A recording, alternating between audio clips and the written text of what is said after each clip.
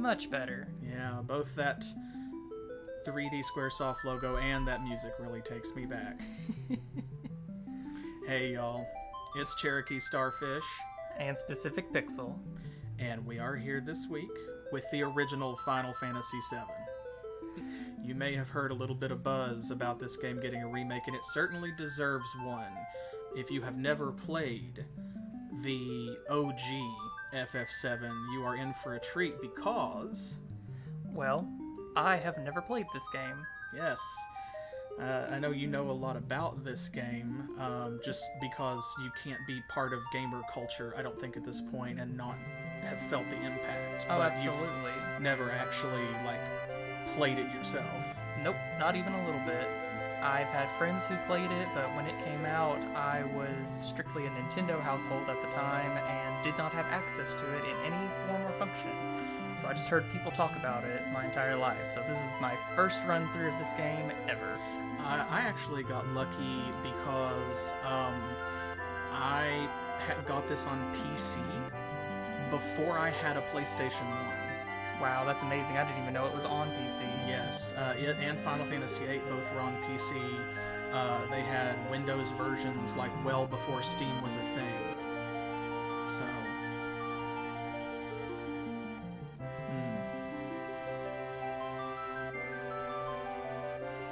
yeah, we'll adjust the game volume here in just a moment. And I hope that you'll bear with us. We've got some new equipment here. Yeah, this is our first... It literally just came in today. Yes. And we only tested it 15 minutes ago. So... Yeah, so...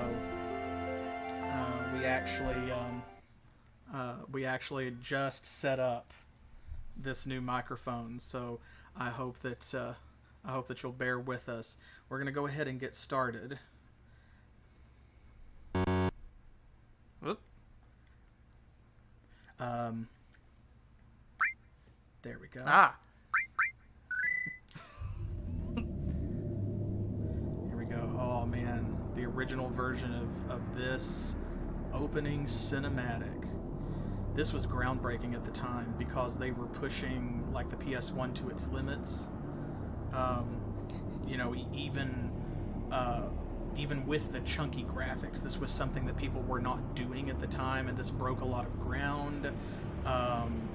Really wowed a lot of people. I remember seeing this trailer all over the place. Oh yeah.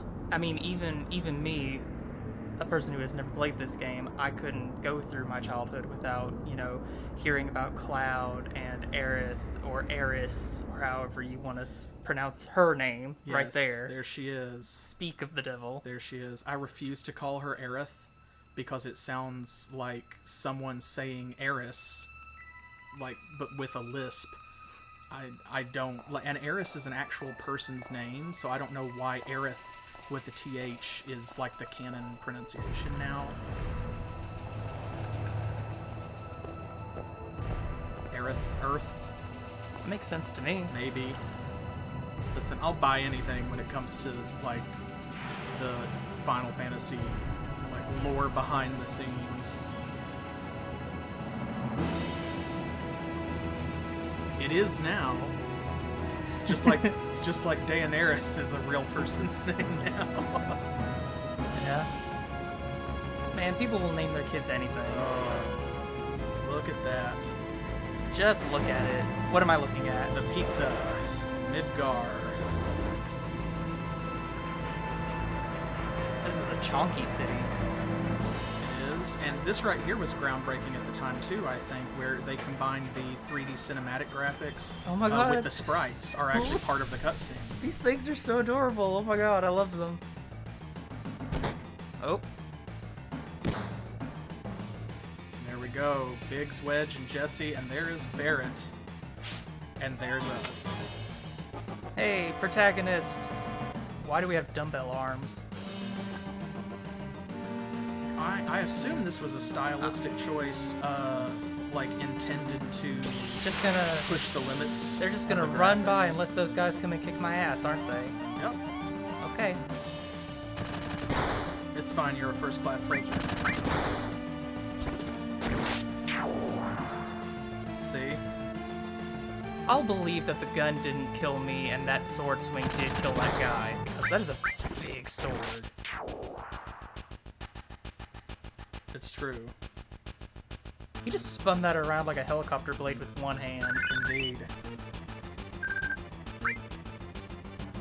Ha, look at that. Now, you can mess with your buttons here.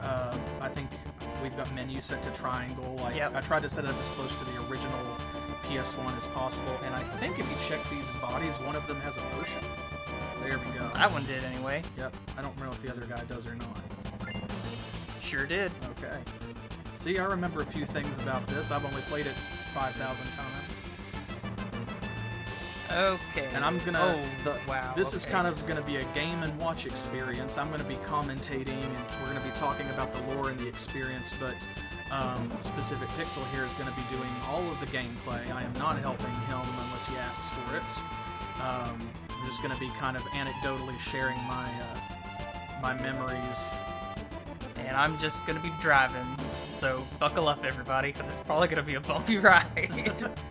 No, well, the thing is, like, you know, you have, you've played many games that came after this, for which this game's helped to set the standard. So, you know, in terms of mechanical gameplay, you probably know a lot more about this game than you're expecting, even with stuff like the materia system and so forth, because you've done it all that came since. Okay. Everybody is telling us that we should do funny names for everybody. Yeah, now of course these names, you know, we're gonna be stuck with whatever we choose. Oh my Well, God. I guess we're stuck with Cloud. How did you do that? I have no idea. I thought I was on the delete button. How did you do that? Well, this is a great first start.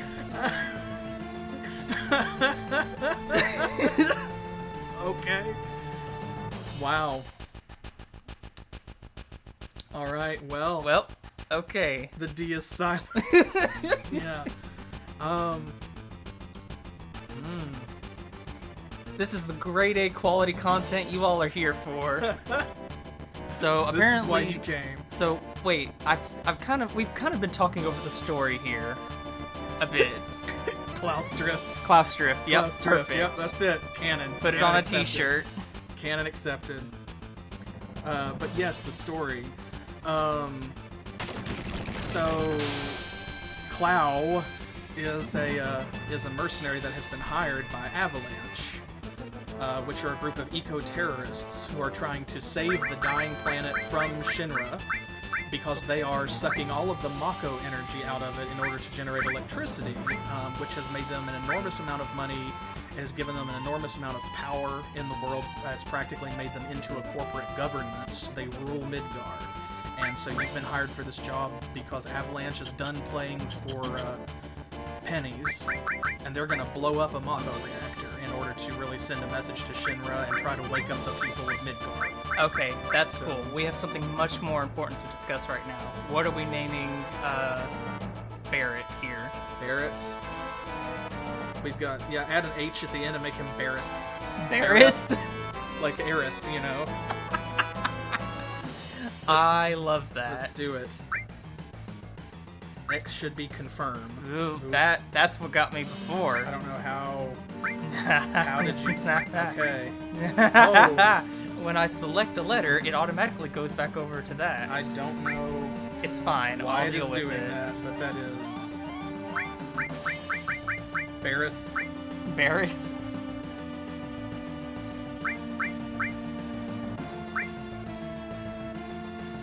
Oh, goodness. I think I really like Barrett the Barrett. most. Do it. That's...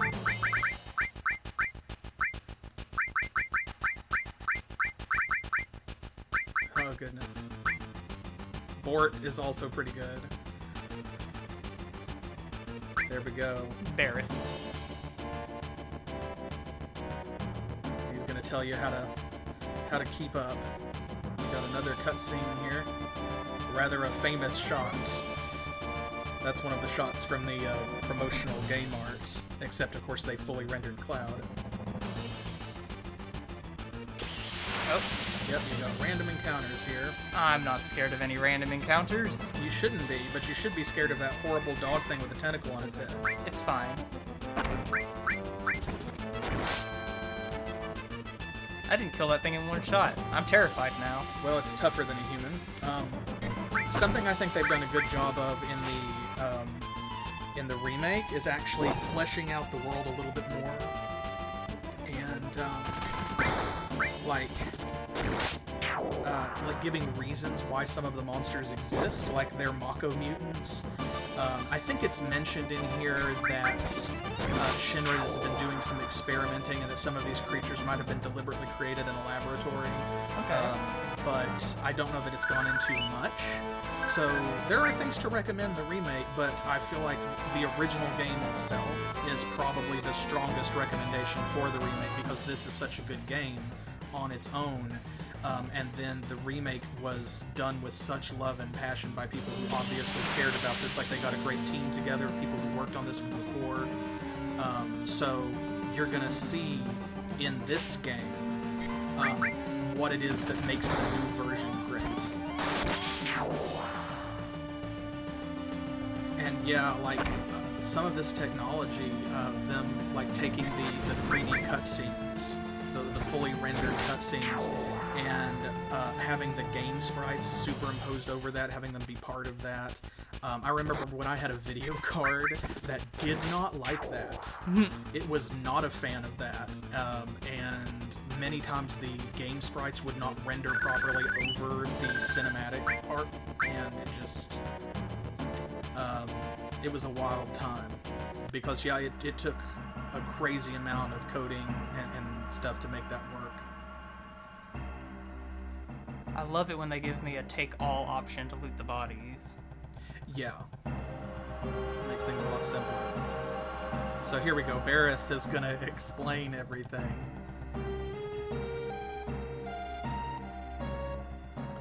See, so... Cloud does not care. He's here for cash. The original edgelord. Yeah. There are plenty of memes still in circulation today about how Cloud is like, you know, an emo kid with his spiky hair and his giant sword. That's where the memes come from for the Dark Knights in Final Fantasy XIV, for example, because they use the big two-handed swords, spiky edgelords. He is the OG spiky edgelord, and his attitude here does not help. It does change, of course, as his character grows, but this is grade A original flavor Clou Strif. I am trying so hard to push that button. There we go. Or Clou Strif.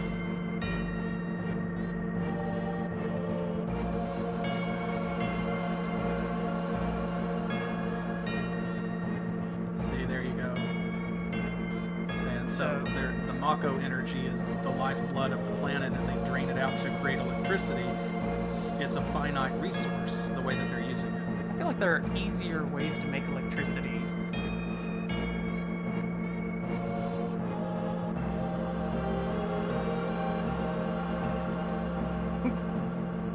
Cloud. I'm so glad that Cloud, the planet's dying, Cloud.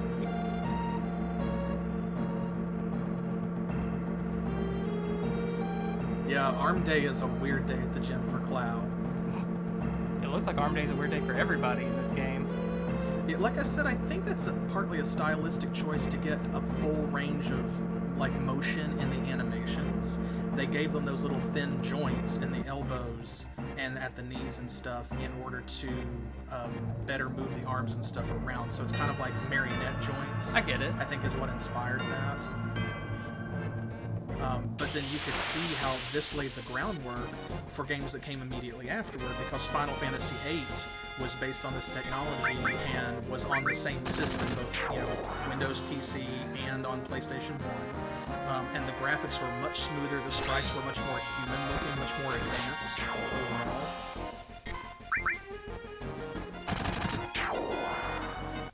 Yeah, very much. I feel like Shinra is the embodiment of that meme.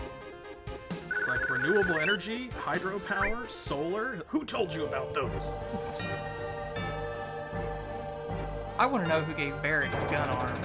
That is covered in the story, actually. Oh, okay. That is touched upon. There is an explanation.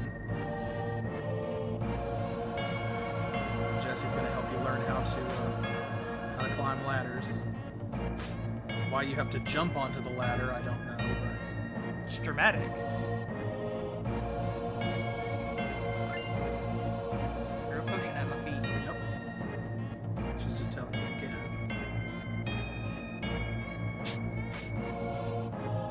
There we go. Into the depths of the Mako reactor. Nope, not that way. There actually is a button you can hit that will show you like where ladders and doors are at on the screen. Really? Yep, to help you navigate. I think might be square. I think I might have it set to square. No. Nope. Oh. Nope. Square calls enemies to me. Don't hit square. Ooh. Now they're sending tanks after me. Yes, and robo guards, mutants, and so forth. This was, I think, just a really great incarnation of the active time battle system, or the ATB. Oh. Yes, so now you have access to his limit break, Braver. This is where that concept was introduced, where when you take enough damage or deal enough damage, your character can break their limits and perform a super special, powerful attack. This was the game that introduced that concept, and it's been part of Final Fantasy pretty much ever since. Now that is a save point. Do save points heal me? They do not, but you can use tents at them, as per like classic Final Fantasy games. So you'll see that like the save option is only lit up when you're interacting with a save point. I see. Well, Save files have been synced. That's probably because we're playing the Steam version, so it's automatically saving. well, that's good. Try going to your menu and go to config. There we go. And here we go. You can adjust the sound and music volume as well. We may want to turn that down a tiny bit. Let's try setting it to about 50. And let's set the sound down to about 75, I think. There we go. How's that sounding for y'all now? Yeah. And so now the ATB system, you'll see, has got two different or three different like settings. Active, where like there's no pausing whatsoever, or wait, where like it becomes like it'll pause for you when it's somebody's turn. You have the menu open, the battle will stop and give you time to think. Okay. Recommended is a blend between the two, where other people will keep taking their turns even when you have the menu open for a character and it's their turn. Okay. And then you can organize how the magic is listed in your menus. I think this is okay. Yeah, this is okay. Cool. And does it save automatically? I think it does, but yeah, that's good advice. We know, especially from Saturday's Might and Magic 7 stream, save often, kids. Remember to save your game, everybody. Yes, there's one thing that I've learned from watching other YouTubers and streamers. It is that not doing safety saves does not make you more of a man. It makes you more of a fool.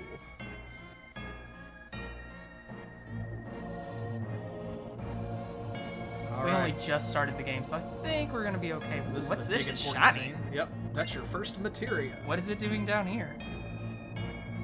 It's here to teach you how to use it. So, now, this is what you'll want to do.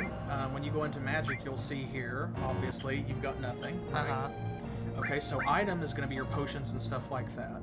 Equip is your actual equipment. Right. You do not have the materia menu yet, but you can see here when you look at his Buster Sword, see how it's got two slots? Okay, that's where the materia goes. Yep, you slot materia into your equipment. And that's what gives me magic?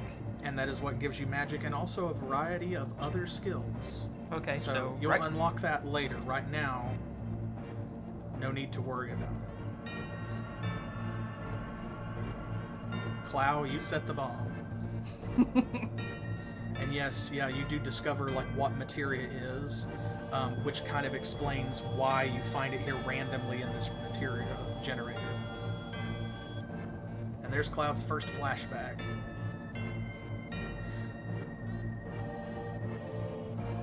without any context, his flashbacks appear like really random, especially at the beginning. But then as the story goes on and you unravel like why he has them, and it gets explained, I think that it really adds to the story. Like, it makes him a lot more sympathetic. Oh, and here we go. One of the most famous text errors in the game.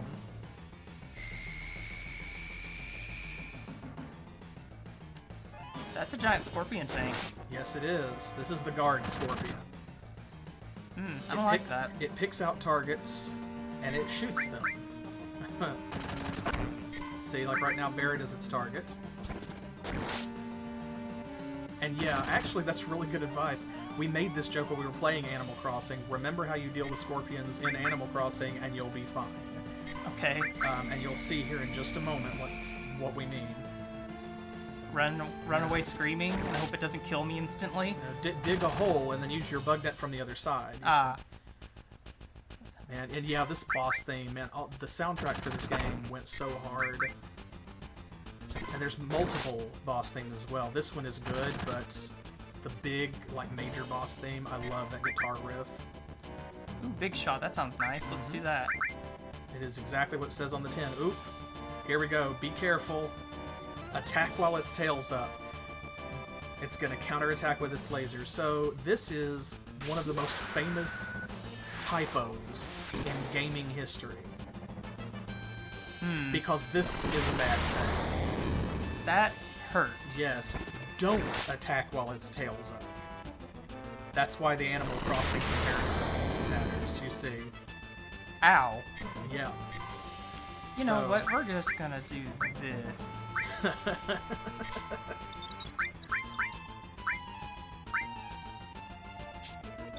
Yeah, you'll want to defend, or while its tail is up, that's a good time to use items. There's the defend option. There you go now. See, you've got that limit break. Let's when do its that tail again. goes back down, you hit it again.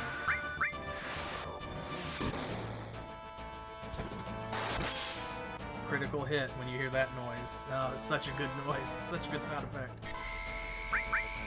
Mr. Big Shot. Please don't let the tail go up again. Who do you think you are, Mr. Big Shot? When you deal a certain amount of damage, that's when the tail will raise, but... Yeah, this is something else that you can do. They've suggested in the chat, and this is an excellent strategy if he's not already. You know from playing other Final Fantasy games and from JRPGs in general that you have a front row and a back row, right? Right. So, when it's Barret's turn again, you saw how that change command popped out? Yeah. Okay, that can switch him to the back row because he is a long-distance fighter. Okay. You can also do that from the menu. Now, Barret is chunky, like he's got a lot of hit points. He's a very tough guy, which is weird for ranged characters because usually they're much squishier. But there still is no reason not to put him in the back row.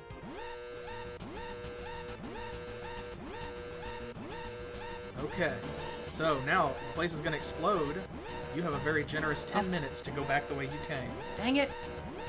First things first, you probably want to pop your menu open. But I have 10 minutes! Yes, you do. Oh no! That's more than enough time, but... Oh, back attack. Means enemies go first, and they hit you for extra damage if your back is turned. This is a mechanic that was present in some earlier Final Fantasy games, but 7 really uses it because there's a chance it can happen in any random encounter. And so, like, you can have pincer attacks both for you and for the enemies, where you'll be on either side of the group. And there is a trick you could do, yeah, someone's already mentioned it in chat, that actually, if you hit the escape button to, like, run away, because there's not an escape command in this game, there's a button that you hold down to run, it will turn you around and reorient you properly. There you go, an upgrade for Barret already, and see right here where it's got order. There you go. Ta-da! And that shows you if they're in the front row or the back rows. There you go. Gotcha. Alright, so you may want to hit the save point again, just to be sure. And I think what it's going to do is each time you go into the save file, select a save. Save files have been synced. There we go. That's what. We're just hitting the wrong button. Excellent. And it'll light up and show you that there's a save file there. Okay, let's get out of here. I don't want to be here when that bomb goes off. Alright, run for it. Yes, lucky save number 6.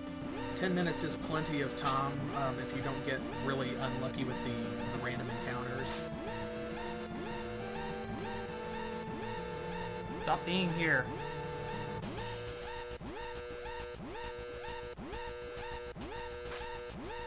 Okay. There you go. Just follow her. Get on the ladder.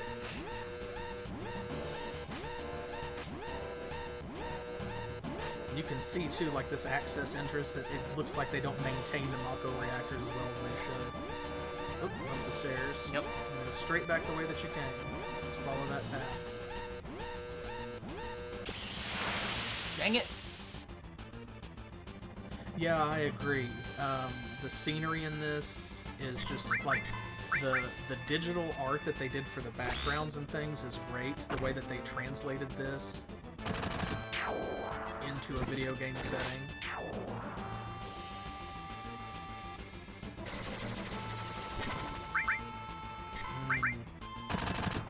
That sweet surround sound though. Man, I'm below half health and that makes me uncomfortable. Yeah, definitely. I agree. This, like, the way that even when you're in a fight, the timer is still present, that really helps to build and maintain, like, the sense of anxiety. Boy, does it! You are on a timer, and you've got to go up this elevator, and you've got to wait on these transition animations, and the whole time, even in loading screens, that timer is ticking down.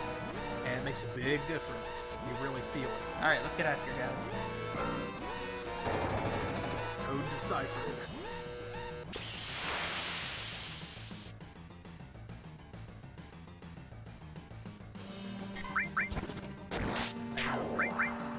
And of course you can attack enemies in the back row, but putting someone in the back row means that ranged attacks do full damage, but melee attacks do half. So, like, Barrett's gonna deal full damage, but if he gets hit by a melee attack, he will take half, as long as it is coming from this direction.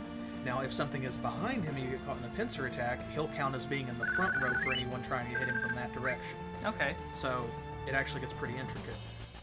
Oh, you want to talk to Biggs for this one. There you go.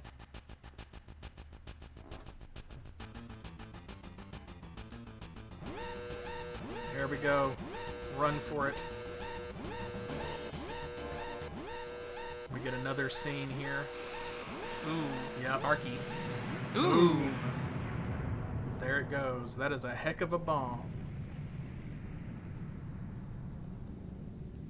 Lit up the whole pizza.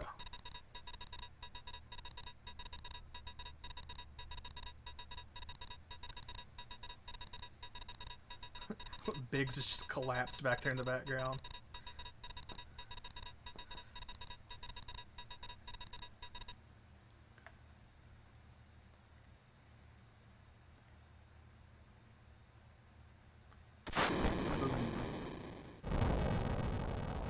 Man, those sound effects, though. Yeah, that is crispy. Love it.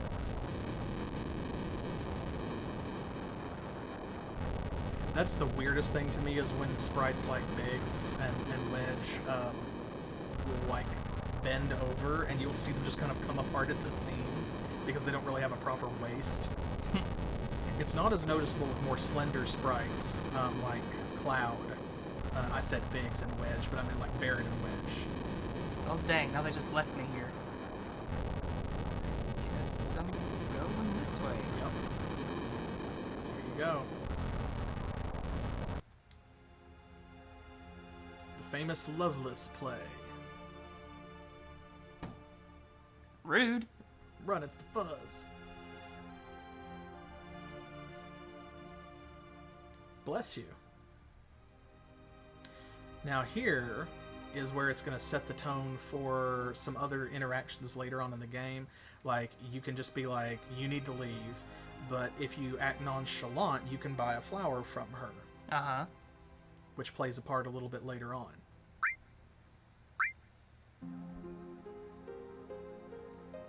See, basically you can just be nice to her.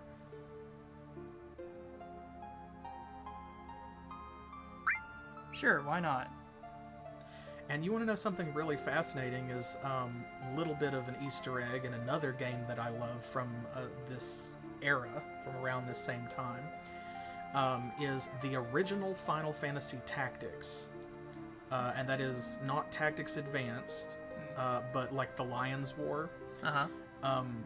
Mirrored this specific interaction. You could actually get Cloud as a recruitable character in Final Fantasy Tactics. He had fallen through some kind of dimensional warp and didn't know who he was. And you had to meet a flower girl and buy a flower from her in order to fully unlock him and recruit him into your party. Oop, I took too long. And if you did that, you could dig up his Buster Sword on a specific map using the move Find Item ability, I think, which was crappy by itself, but if you equipped it on him, it gave him superpowers effectively. That's interesting. I love it when games do that. It was really dense and complicated. It was one of those things where like there were not enough clues to tell you how to do the whole process. So you really had to do a lot of it by accident or by finding out how someone else did it, like reading a walkthrough. But it was really cool to unlock it and get him in your party like that. Goodbye. Nope. Yep, you have a time limit here to pick, and you can either run from them or you can choose to fight them, and if you linger too long, they'll attack you anyway. Otherwise, but Cloud's just like, whatevs. I got a train to catch. Yup. Soldier first class. Don't cur.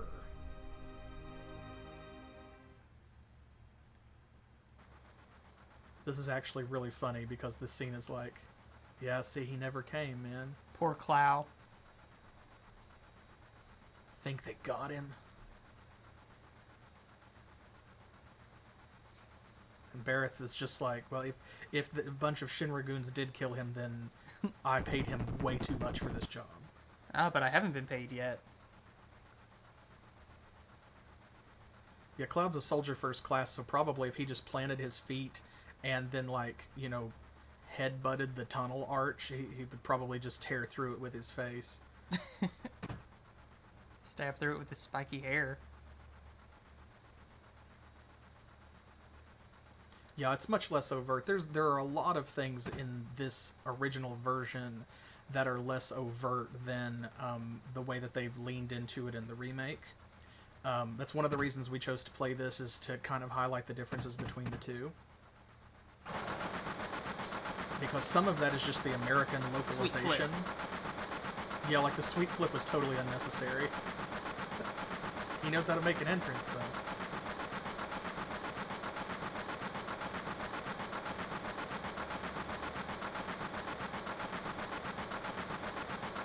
Just what I always do, like the way he brushes it off, man.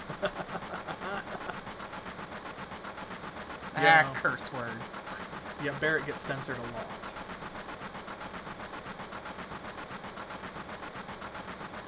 I wonder if he's censored in the new game. I hope not. I don't think so.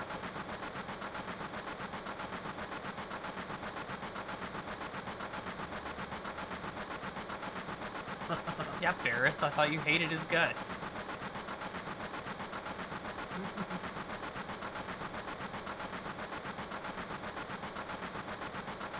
Gosh.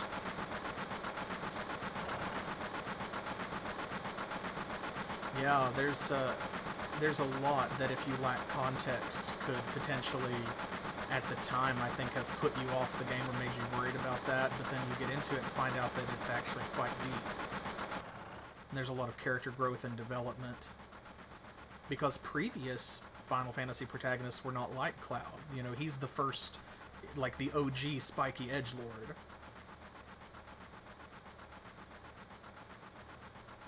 And that's definitely true.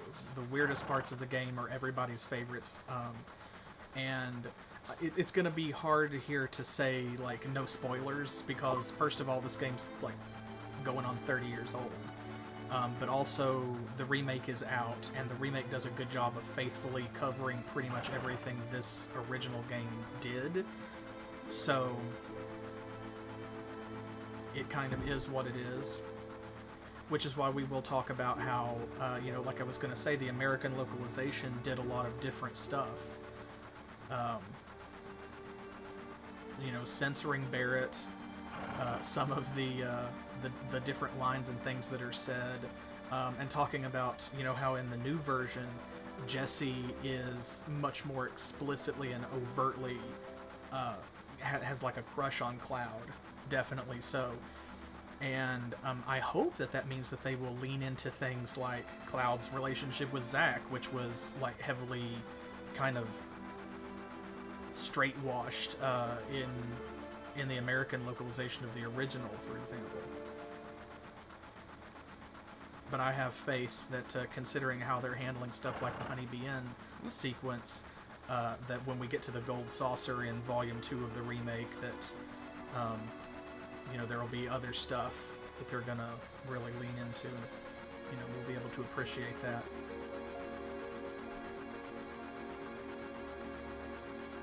I also love this clunky sort of retro future aesthetic that Final Fantasy VII has. Like, everything is really high tech, but in sort of a diesel punk way.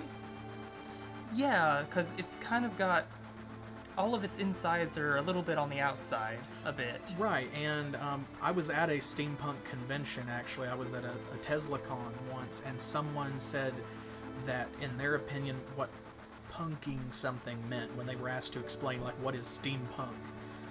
It meant to kind of put everything on, all the bits on the outside that made it interesting, to kind of show the inner workings on the outer side.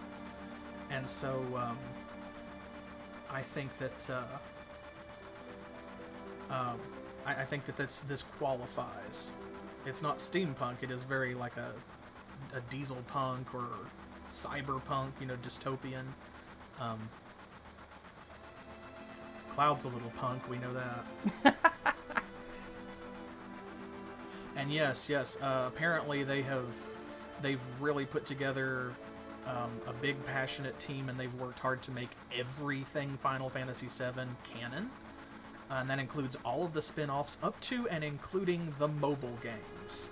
So like Before Crisis, Crisis Core, Dirge of Cerberus, all of that stuff is canon, or it's referenced in some fashion.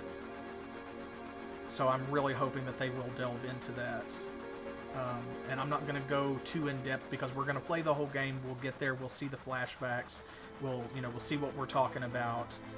So that way I'm not being too spoilery for people who have not played the original game or who maybe are not familiar with Final Fantasy VII at all.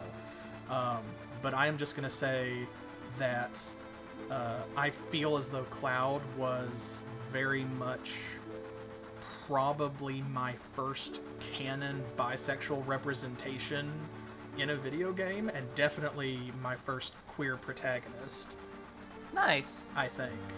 I can't think of another one that came before that where it wasn't just headcanon, whereas with Cloud, like, it's... even in the American localization, they still could not wash all of it completely out of the game. It's there. The subtext is just text.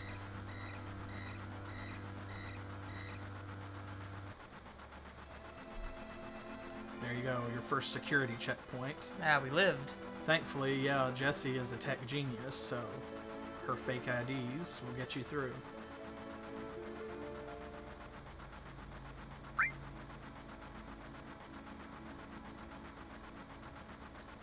Yeah, see, she's trying to be nice to you. You're brushing her off. Rude. No, Cloud's brushing her off.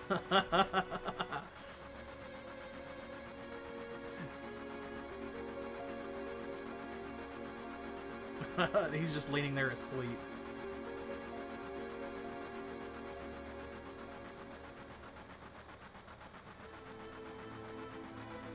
Yeah, this to me is one of the most poignant parts of the game, actually. Where they're discussing, see, a floating city, pretty unsettling scenery, and he says if that plate wasn't there, we could see the sky. Like, this whole city is in darkness because of Midgar looming above it. I didn't actually know that this part of the town was literally underground. Yep, see, this is one of, I think, probably one of the most famous quotes in the game that the fandom remembers. The upper world, city on a plate. It's because of that Curse word. censored pizza that people underneath are suffering. That's why you keep calling it a pizza. That's where it comes from, yeah, the pizza. Because Okay. it's divided into sections like truncated slices. See, the city below is full of polluted air. And on top of that, the reactor keeps draining all of the energy from the planet. Why doesn't everybody move onto the plate? Well, probably because they don't have any money. Or because they love their land no matter how polluted it gets. And then Cloud says, yep, no one lives in the slums because they want to. But it's like this train, it can't run anywhere except where its rails take it. So two right in a row there, that whole exchange has two of the most poignant quotes from the game that I think are really very relevant, very topical to things that are going on in our world right now. And so the fact that the remake is making such a huge splash and is coming out at the time that it is really a big deal because of real-world issues that we're actually dealing with. It touches on stuff that is still topical, is still a hot-button issue right now. You know, things like climate change and damage to the environment and you know, the evils of capitalism and all of this other kind of stuff, you know, the classism, people being forced to live in poverty when there's more than enough resources to be spread around so that everyone could live happily and healthily. So Final Fantasy VII is a very political game, I think. It makes some very powerful statements. And when you go back and play the original, it's very powerful to see both what a bold stance it took on these messages at the time, but also it's to see how they are very unfortunately still just as relevant right now in 2020 as they were back in the 90s.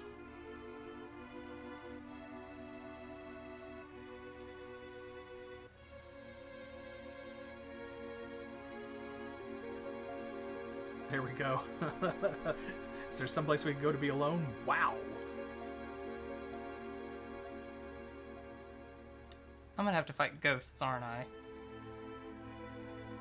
At some point, yes. That's gonna be difficult.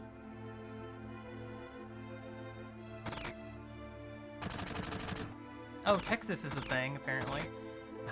Yes. Did Barrett just go in there and shoot the place up? Texas confirmed for canon.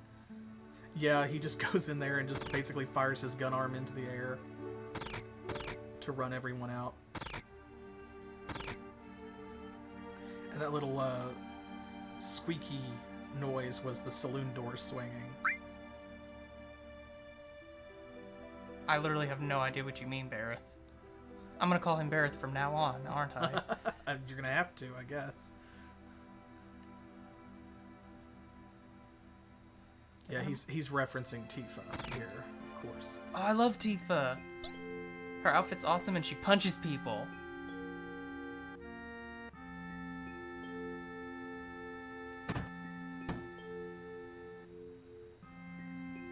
Tifa is very good. There's Marlene, Barrett's daughter.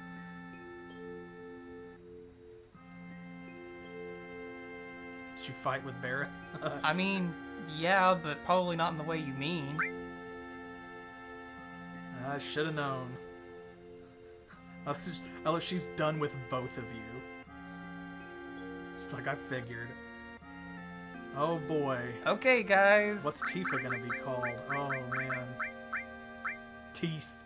Teeth? Teeth. Please no.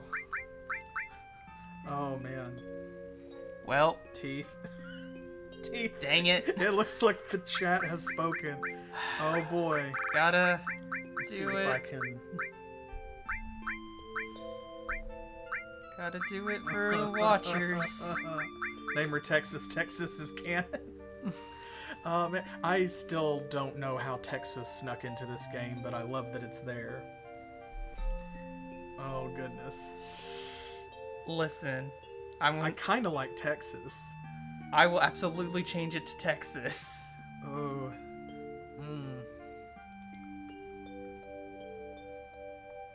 Man. Texas. Let's do Texas because that way we can keep making the Texas is canon joke. Oh, thank goodness. I don't think I would have survived if we had named her Her Teeth. name was Teeth.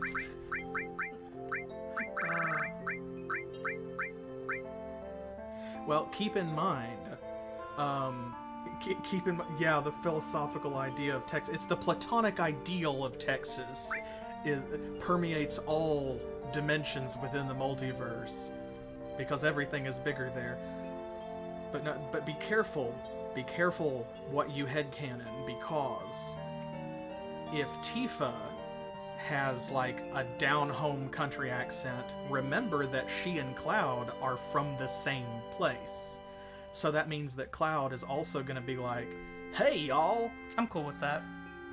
So do I give this flower to Texas or Marlene, guys? Because I don't know what it does. Oh, the flower. So there are little things like, for example, you can go on a date with one of your party members when you reach the gold saucer. I think that if you give the flower to Tifa, that contributes points toward her being your date. If you give it to Marlene, it contributes points to Barrett being your date.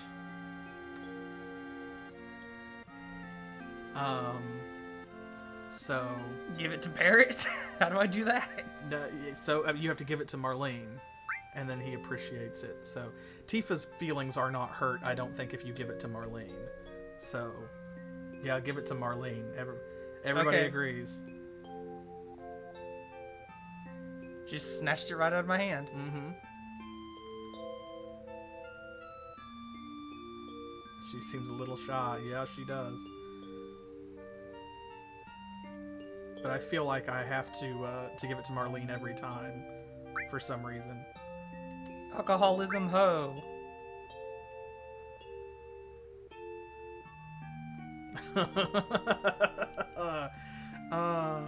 Hilarious. Biggs thinks he's in charge here.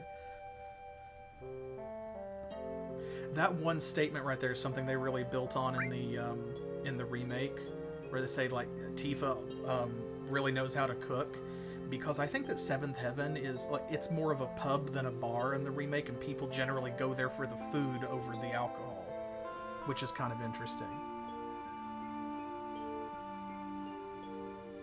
Actually, after looking outside, I'm impressed that Tifa can find anything to cook around here. Yeah. Well, I assume that makes her cooking more impressive, because that means that she's working miracles with what little she has, you know? And yes, yeah, every girl will be attracted to Cloud, all of them. Not just the girls. All of them. But yeah, I mean, that's surprising no one, because I'm attracted to Cloud, so... Whoop. I love how he just hops back and sits on the corner of the table like, no, what? No, I was just being cool. Yep, I wasn't leaving or anything. I wasn't leaving, what's up?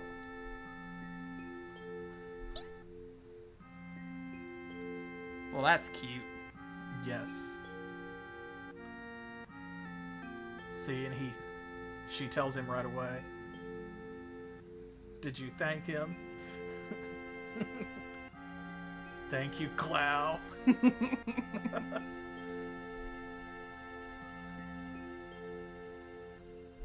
Barrett is a good dad, and you can't change my mind.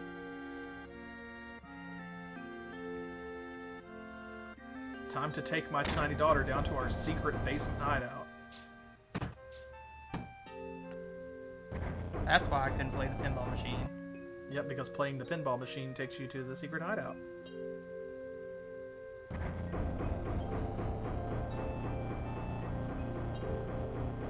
Sin.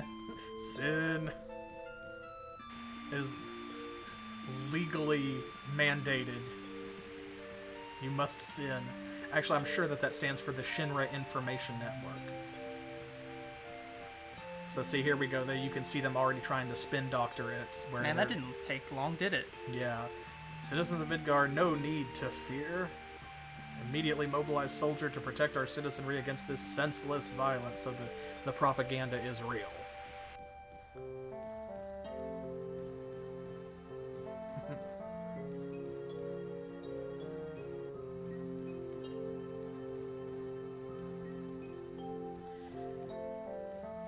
This is referenced to, like, she's talking about how the bomb is bigger than she thinks that it should have been, or made a different explosion than she expected.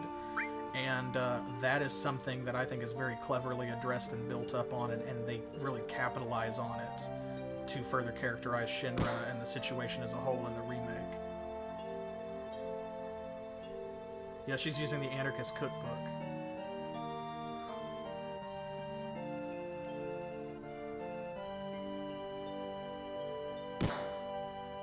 And he's just like, you sound pretty sure. Cloud's like, listen, I could kill all of you with my little finger.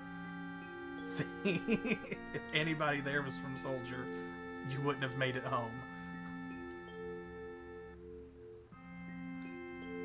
Don't go thinking you're so bad just because you was in Soldier. Like, that is literally the point. That is what Soldier means. That's why it's in all caps. Oh, Lord. Well, goodbye, Biggs. Can we get F's in chat for Biggs? He just got thrown through the fourth wall. Rip Biggs.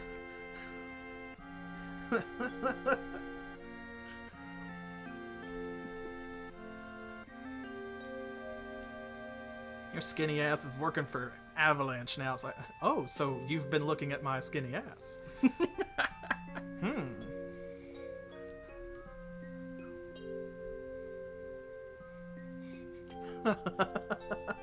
That would be really funny.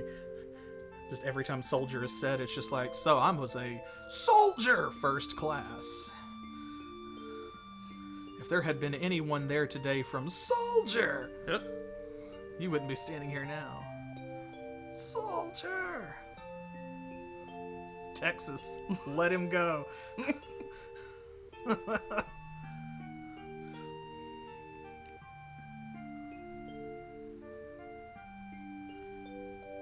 Oh man, yeah, like SEED in Final Fantasy VIII. Soldier's an acronym, so I was a first class SOLD.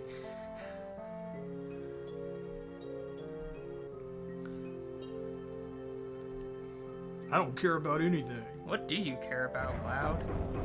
Cloud. Well, he obviously cares about his hair because it must take him 7 hours every morning to get it like that. Especially if it holds up through combat. So I think that he's very passionate about his looks. Kind of want that giant thing of Mountain Dew there. Oh. Texas heard me. She came to stop me from taking it. Please, I'll give you any 2-liter you want.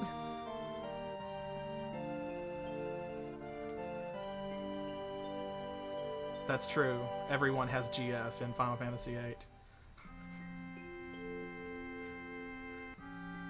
What? Because I mentioned Final Fantasy VIII and the seeds. Oh. When I was younger, I called them CDs because it's capital S, E, capital D. So I thought it was like see, like the verb to see something, CD. Ah. And instead it's seed, which is a lot more obvious when you think about the fact that they train in a garden. Yeah, that makes sense. So... But yeah, the GF junction system was absolutely an evolution of the idea here from the materia system, which in itself was based on the Magicite system from Final Fantasy VI.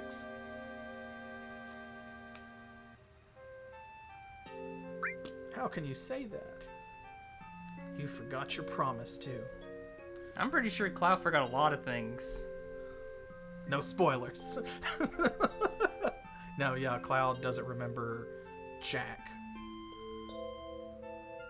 7 years ago. Number 7 keeps coming up in this game. It does, actually. It comes up a lot.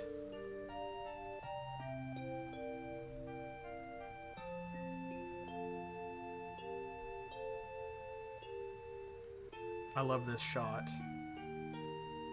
There was promo art that was released as like desktop wallpapers to raise interest in the game, and there was one for each character, and Tifa's was this shot with her sitting on the edge of the water tower, leaning back, looking up at the stars, and it was just so beautiful. All of this art at the time was so beautiful. And it really still holds up. Like, you can see it's not in 4K high definition, but it is still beautiful, and it still really evokes something, I think.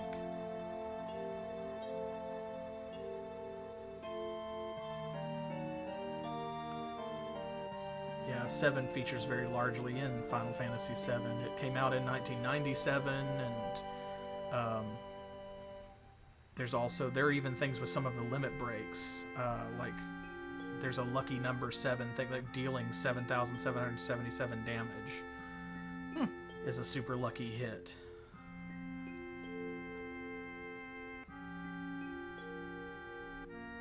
The Great Sephiroth. I'm guessing he hasn't done anything awful yet. Well, no, Sephiroth is already, of course, dead at this point, and people know in the present, but in this flashback, no, he's just a celebrity right now. He hasn't done anything, he hasn't gone rogue. And yes, that's correct. You mentioned that this was the first Final Fantasy game that was released simultaneously, or nearly simultaneously, for PC and PlayStation. I believe that the PC version did come out after the PS1 version, but it came out like within the same year as the PS1 release. And as I mentioned at the beginning of the stream, I actually owned it and played it on Windows before I had it on Final Fantasy, or on PlayStation. And I am now privileged to own like 30 copies of this game, and I still have my original, not rectangular, but trapezoidal box for the PC version of the game that it came in, along with a really nice like cardboard sleeve, sort of a standing booklet thing that folded open and had all of the discs on the inside of it, all of the installation discs.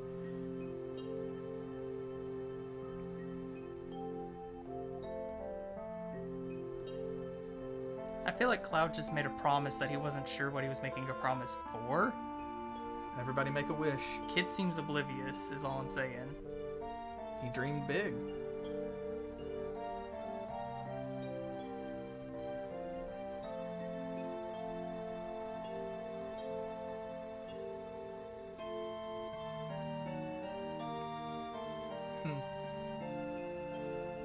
And of course, Tifa knows some of what's going on with Cloud and his like messed up past, but not everything.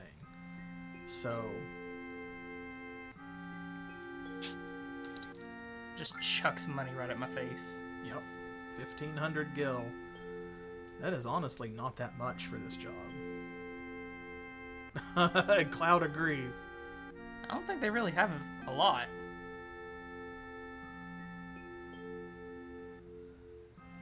I'll do it for double.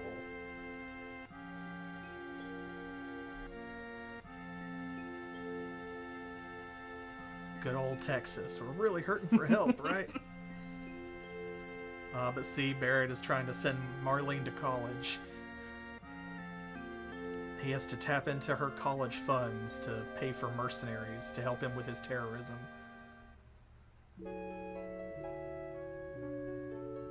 There we go, the patented sleeping sound.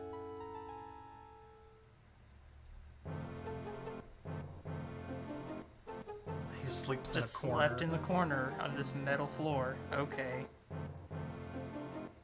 And this musical track is actually pretty distinct as well, because whenever you hear this, you know that you're in a safe, non-combat area, and usually it implies like a tutorial environment. Oh my.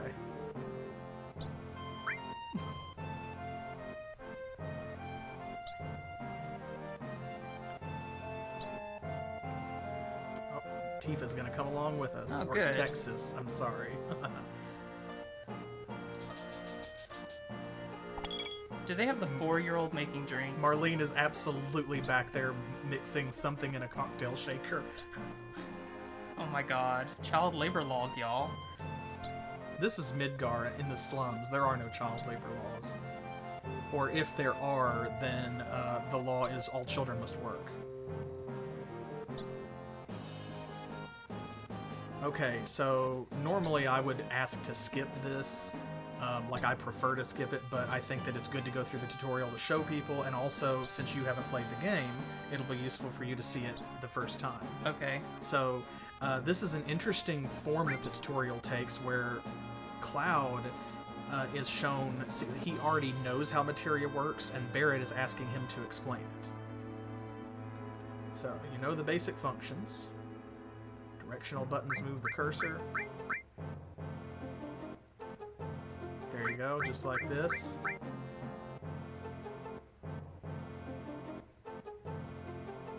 Texas, oh my gosh. I hope not. I hope not. There you go, so you'll select the materia submenu, you'll select a character, and then it's going to take you here, and you'll be able to equip materia into any open slots that you've got. You just choose where to stick it. Okay, and it changes my stats as well as giving me the magic. It does, yep. So equipping too much materia can have a drastic effect on how your character operates in combat. Like spellcasting materia generally will lower your physical stats and raise your magical stats. So see, like this as a healing materia, it's going to slightly reduce your strength, but it's going to increase your magic and your NP. So in that way, like, the different characters do have inherent stat growth traits. Like Tifa has very high speed, Eris has very high magic, and stuff like that. Cloud is very well rounded and generally has really good stats overall.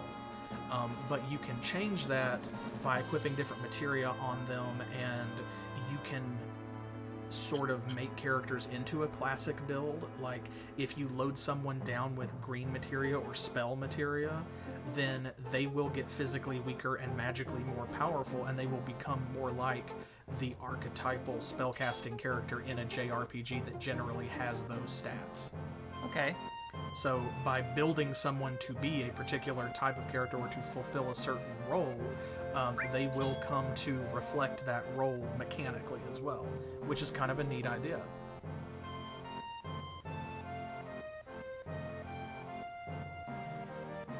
There you go, and he's talking about that now. Your magic power will get stronger. Physical strength weakens.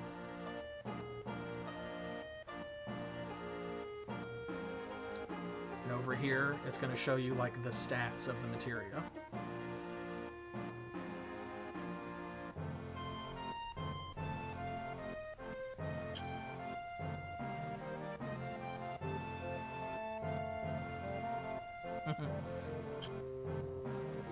But I think that that's interesting.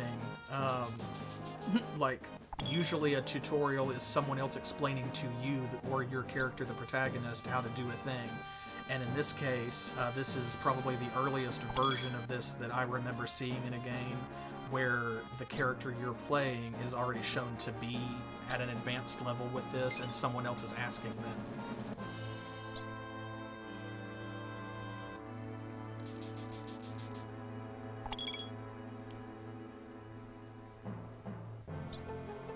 Go. Marlene, watch the store. You're not tall enough to see over the counter, but you take care of the bar while we're out. It's fine.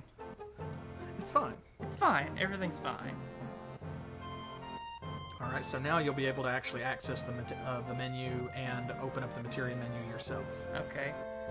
She said something about a weapons guy upstairs? I'm not seeing any stairs. Not here. He's in a different building. So, this being the tutorial area, there's several places you're going to want to go.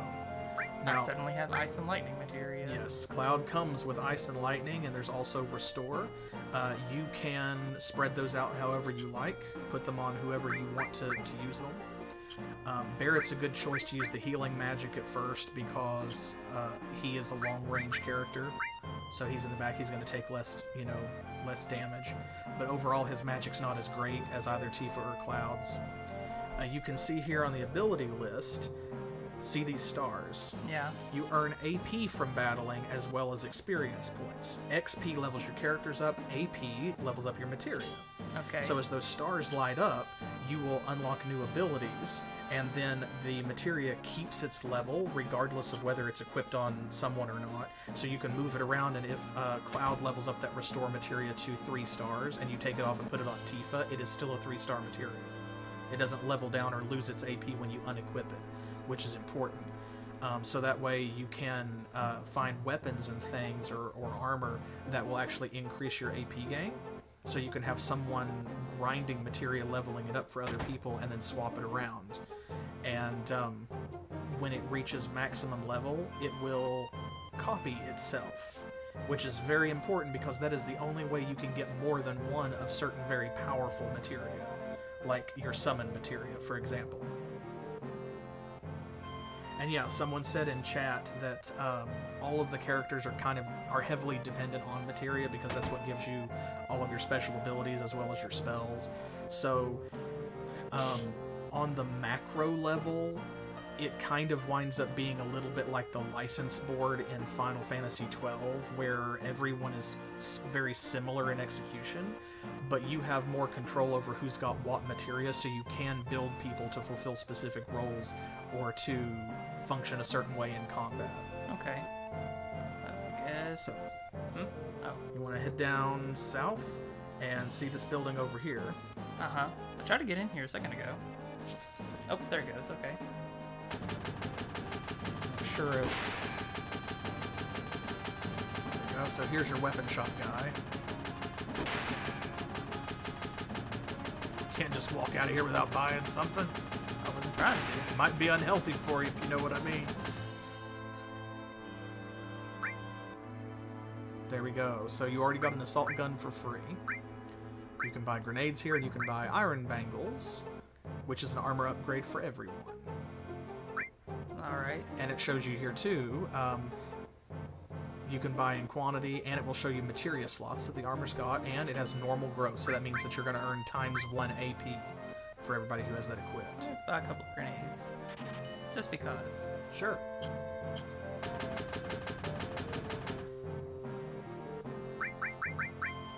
I doubt this part really needs any explanation.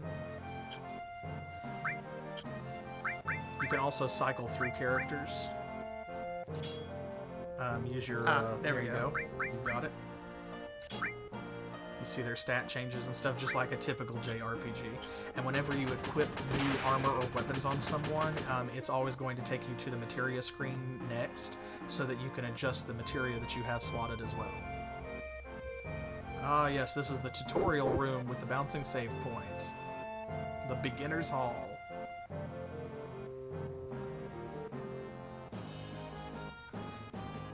I'll tell you how much I know, and for free, too. Lord. I don't want to go through all of this. I don't think that that's necessary. I'm not going to put you all through all that. But what you do want to do is pick up that materia right there. And all materia. Next, take this treasure chest. Shazam! That almost killed me. No, it's fine. You get a free ether as well. I love how the treasure chest just chews on nothing during these dialogue boxes. Oh, okay. Yeah, he's just giving you an explanation. Alright. So there you go. Now, the all materia is very important, because there are different types of materia in the game. This is what made the materia system so phenomenally interesting and powerful at the time that it was released, and still today. So you have green materia, which are spell materia. Yellow is command materia, which adds extra abilities or actions that characters can take in combat. Purple are support materia, or like passive materia, that give you just abilities you don't have to trigger or activate, like stat boosts. Red is summon materia, and then blue materia is support materia, which changes the function of other materia to which it is linked. You'll see here the Iron Bangle only has 1 slot. The Buster Sword has 2 slots, and you'll see that there is like a link between them. Yeah.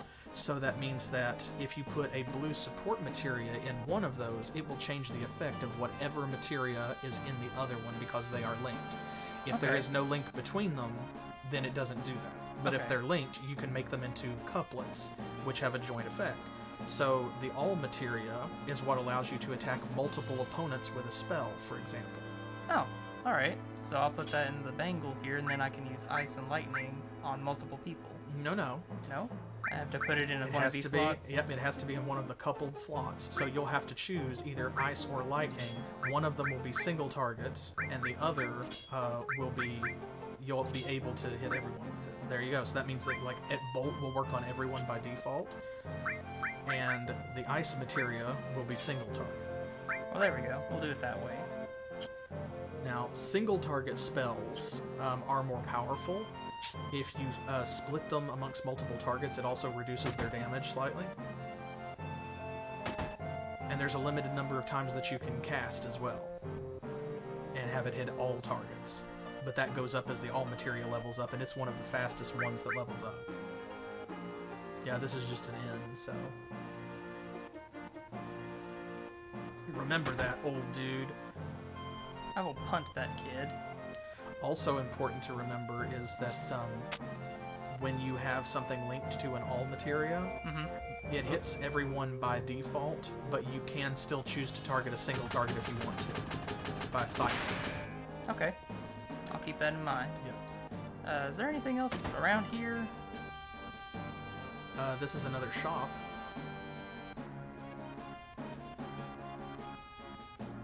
Yeah, see, you'll see everybody's kind of hard up here. Are you a customer? His incredulity. Oh yes, please give me more potions. And remember, you have a restore materia now too, so you need fewer potions to get by, hopefully. You got some Phoenix Downs and so forth as well. That fire. Yep. Yeah. And you can come back here later to buy additional materia as well, but you'll also find some more for free along the journey. I think that's good for now.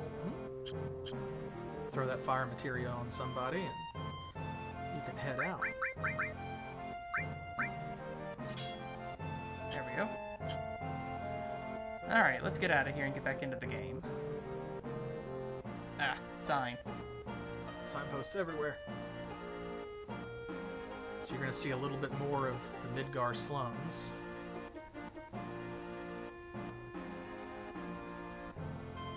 There you are, back at the train station. Now you're hitting the Sector 5 reactor this time.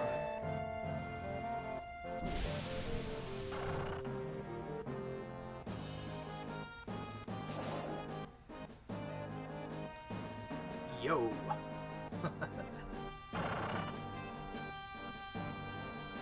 Oh, there we go. That poor Shinra executive or businessman or whatever he is. He's just like Lord every time. I said, did you say something? Oh boy. He's just like nervously tapping his foot like, please leave me alone.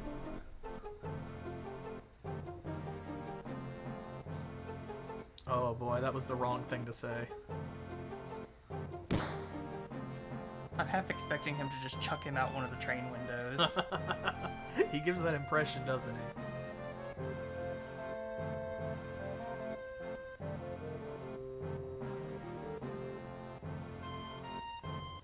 Oh god. Oh boy. Texas is just like trying to calm him down. I want to know what he's saying because they don't bleep some of the other things. Yeah, there are one or two places, there's certain words they're allowed to say, and it's the big ones that wind up being translated into punctuation marks. So, for the most part, I think you can safely assume that it's generally an F-bomb. Not every time, but like most of the time, it's probably an F-bomb.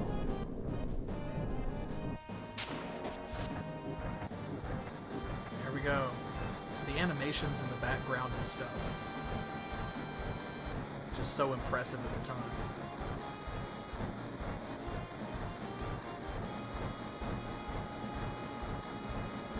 Yep, another security checkpoint.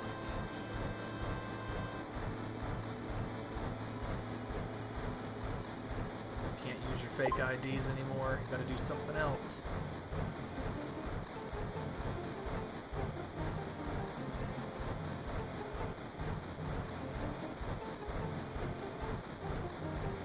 It's gonna be a tense ride this time. I'm sorry, what? Yep, that is his solution. Your fake IDs aren't working, so you So in 3 minutes we're gonna jump off the train. You are bailing. We could have just walked, right? Probably not, honestly. At least not in and gotten there at the time that you need to be there.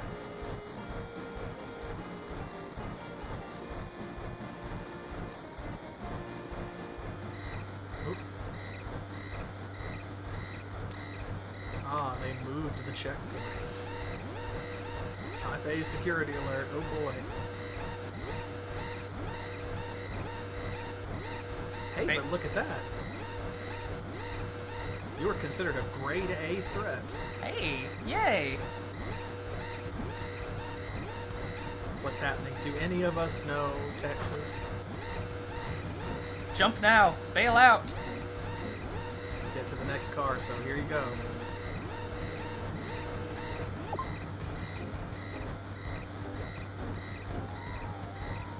God dang it, another timed event. Yep, you have a certain number of seconds to get through and get to the exit to the next car. Just run.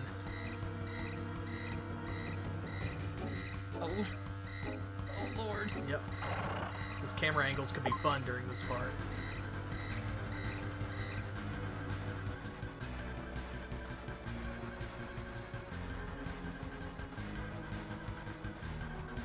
Oh man, the tension in this part was just always so great. Even if once in a while the controls punch are a that little poor guy. frustrating. Yep. Ah, you jerk! Oh, That guy just stole a bunch of shit, I'm sure. there you go. If you catch him, you'll get it back. Too late now. Yeah, there's a bunch of stuff concealed here. Like, you only have a few seconds, but there are like passengers that you can talk to as you run by. That if you pound through their dialogue boxes, you'll get potions and things like that. There's not a whole lot to miss, but there are a few things that you can actually pick up.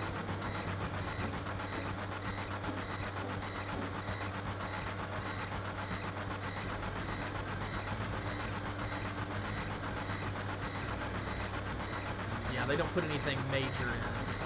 It's more like a reward for you just smashing the X button and exploring as you run around because you only have a few seconds in.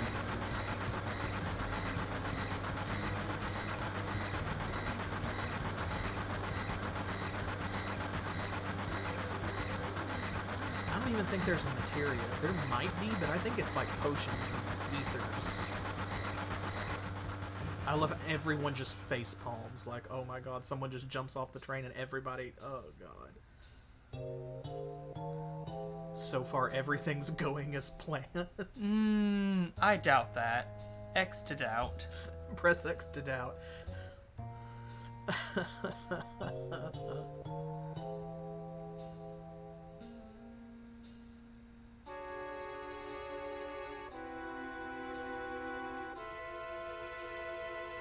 Just down this tunnel.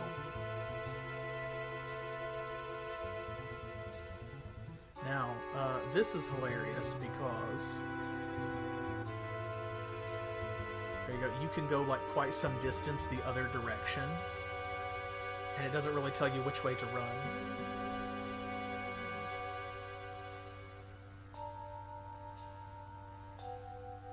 Yo, Clou, what are we gonna do?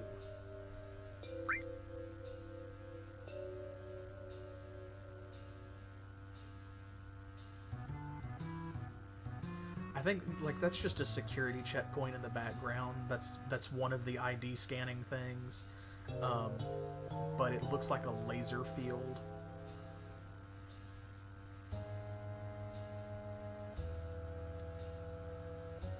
All right. Well, All right. Time to shimmy.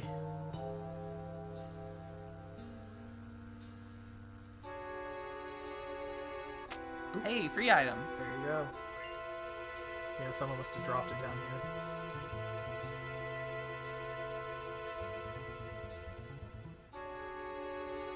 Ta-da! Man, you weren't kidding. The scenery around here is awesome. Ah, dang it. Yeah. These backgrounds and things are really something else.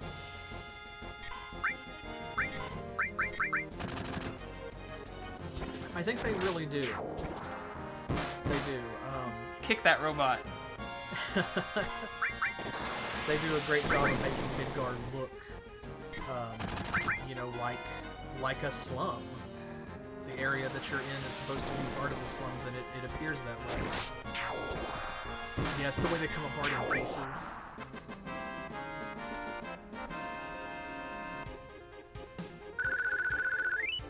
Awesome, there you go. And you'll see up there in the top right now that you're receiving AP as well. So all of your equipped material will level up along with you now.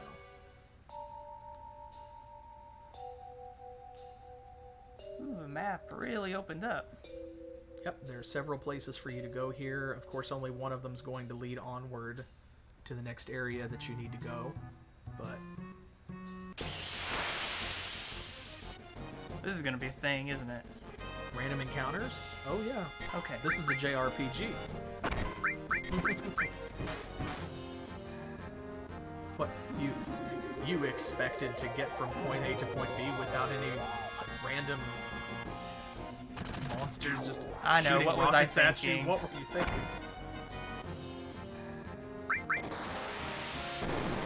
Fool.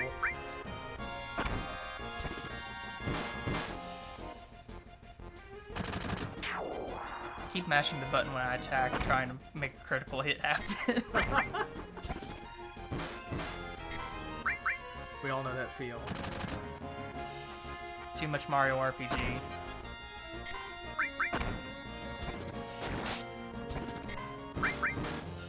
Dang, these things are tough. Go down. Yeah, they got quite a few hit points.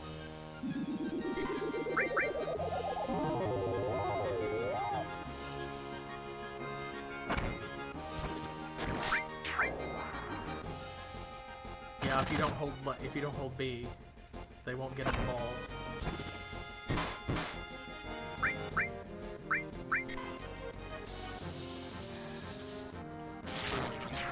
That worked. That does work. And of course, magic interacts with the environment in a lot of ways that you'd expect, like robots and metal enemies are going to be weak to lightning, for example. That makes sense. Alright, so if you go up the other ladder first, there is an item. Up this one over here. Mm-hmm. Dang it! I mean, that's just Just how want the item. that's just how it's going to be.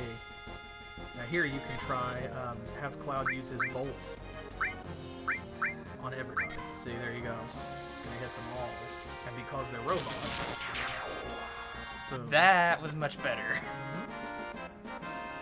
I love casting magic and feeling powerful. It's just all about like using the resources that you have and remembering things like, for example, you know, Barret is long range, so you don't have to stack his attacks on the same people or targets that Cloud and Tifa are attacking. You can hit someone in the back who might be more dangerous or might call in reinforcements, that kind of thing.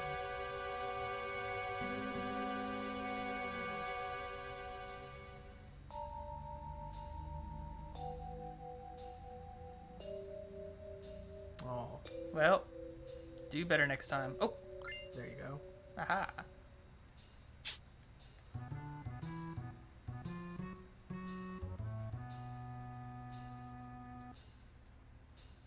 There you go, an item and a save point.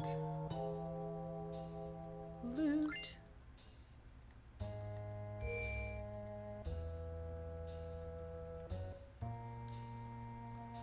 Now's probably a good time to save.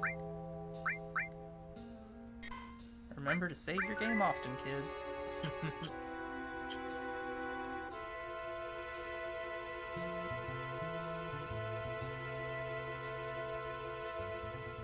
just leaving me. Yep, they're out, man. They're bailing. I threw a monster at my face and left. I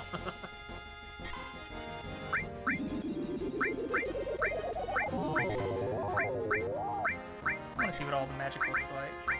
Absolutely. He was already asleep. Hell bubbles. I should try those when I can't sleep. Bring the thunder. Dang it, it lived. That's okay, Barrett will finish it off. If someone has been given a command before they are put to sleep or paralyzed or something like that, then when that condition wears off or gets cured, they will go ahead and follow through with the action. I've noticed that, which is good. I like that. Yeah, it's not something you can really effectively plan around. It's not something you can use strategically, but it's good to know that it happens. Yay. Okay. Now the layout here is pretty much the same as the previous reactor, so you can kind of know where you're going. Wait, this is the wrong way. You spoke way too soon. You can see this one's in a bit better shape. Am I gonna have to fight another giant scorpion tank? I can promise you are not. Why does that fill me with more dread? No reason. Oh, upgrading the enemies, huh?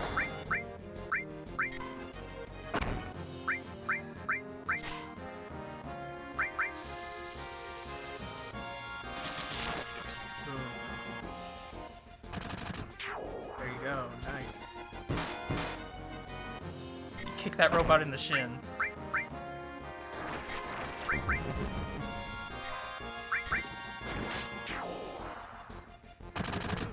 Oh boy, now Tifa's got a limit break. Awesome, you're gonna love her limit break. Oh yeah? Yes. It's right up your alley. She do a lot of kung fu? She does do a lot of kung fu. But it's not just that. Kung Fu Plus.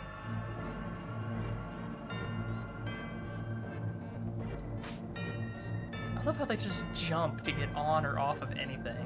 Yeah, that's like the mount and the dismount.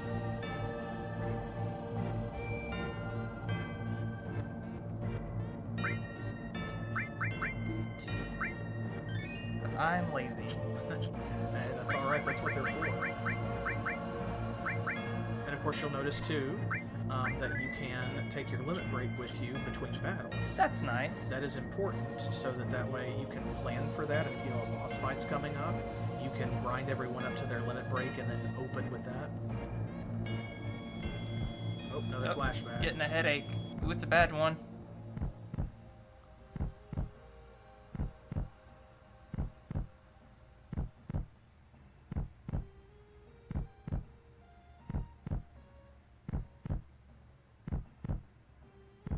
Look at this old-fashioned Mako reactor.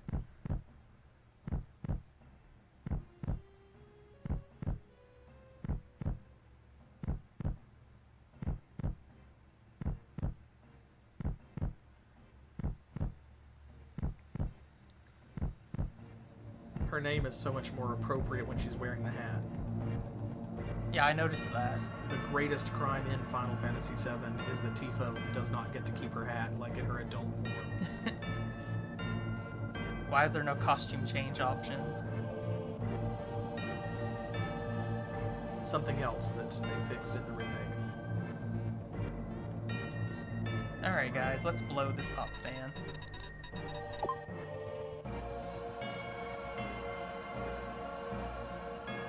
Okay, run Bye. for it. There's not a timer this time. Thank goodness. That's a lot of guns. It is a lot of guns. Thankfully, you have a lot of electricity magic. Now, you can also, if you move left or right on your limit break, you can perform a normal attack even when your limit break is charged. Defend. I think. You can defend or change. I thought that you could. Didn't look like it, so unless the controls are messed up. Which is possible, because that controller does not interact well with this game. Tell me about it. have done what they could, you know. Remember to save your game often.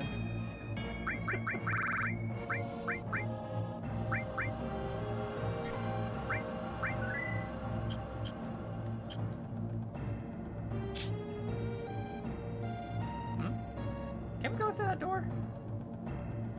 I think that you can. You? Not. Nope. Nope. Gotta climb up the ladder. Back out the way you came. Okay. No tanks. Awesome. Let's just get out of here. Nope, not that way, Clou. There Yeah, you go. the door goes to accounting. I feel as though the different Mako reactors reflect the sectors to which they're attached. And that's something that they play with in the remake as well. Like Sector 7. There you go, you turned on the guy. See, that little transparent window will give you a hand and kind of explains what the actions are doing. Nice. But, like, Sector 7 is a very poor sector, and so its Mako reactor is run down on the inside, it's poorly maintained. This one looks like it's in a lot better condition. Yeah, I did notice that.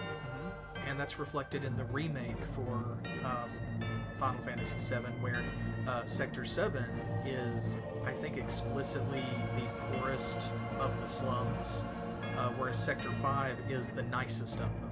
You'd think Sector 8, being the 8th one, would be the poorest of the slums. Yeah, I mean, if you were going in chronological order, but of course we're not really given a lot of context for why each of them is in Items. a specific condition. Yep, here's your treasure chests.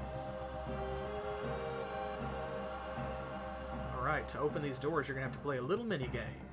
Oh boy. Back when this game first came out, and my video card and processor did not want to run it, and my computer really chugged, this could be very difficult to match the timing. Oh, I see. Yep, you got all hit at the same time. Nope, that didn't work. Oh boy. Dang it, guys. Why can't we just 1, 2, 3? There you go.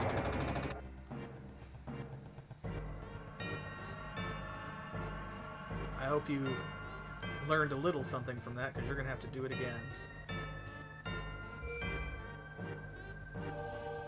Am I now? Yep. I learned nothing. Honestly, that is a buck wild security measure. Because think about, depending on how the sensitivity was turned up on that, you know, how many fractions of a second do you have to be within each other in order to make it effective?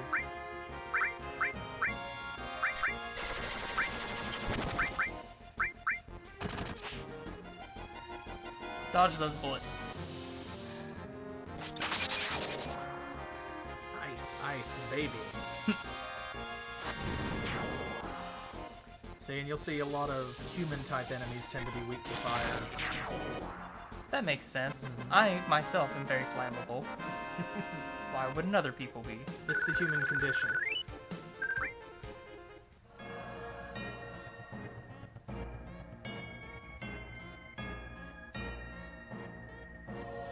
Hope Jesse did a better job of making that bomb this time around. Whoop. Oop, wrong way. That is the least of your concerns right now.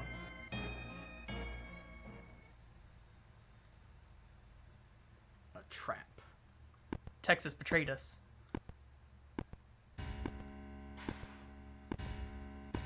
I know it's the Monopoly guy.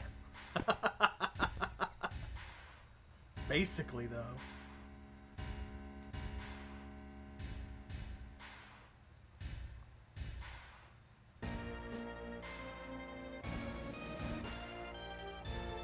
He doesn't seem so tough. I'll take him. Long time no see, sir. Oh, you.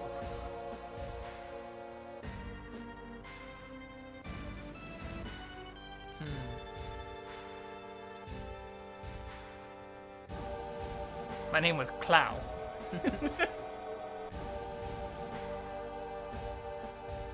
Yeah, this is touched on in other parts of the game, but you know how he says, I can tell you've been exposed to Mako from the look in your eye, and so Mako eyes is like, that's a thing. Oh, is it? Yes, anyone who's received the Mako treatments. So that wasn't hyperbole. No, like their eyes actually glow green from the Mako energy. Keep hearing about the Sephiroth guy. He must be important.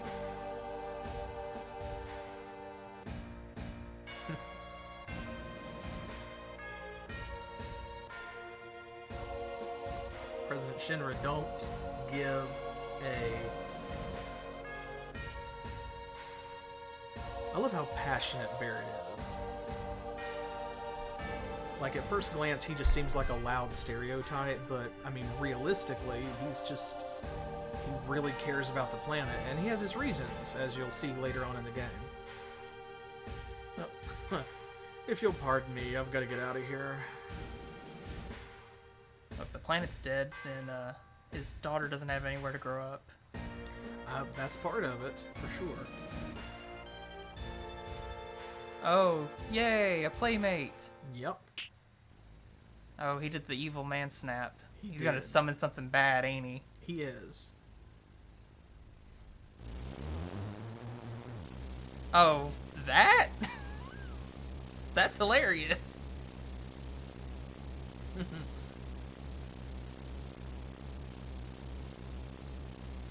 Well, that's just rude.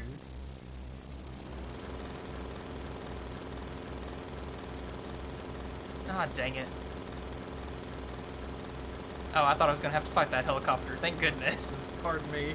I really He just jumped on a helicopter and left. I really must dash.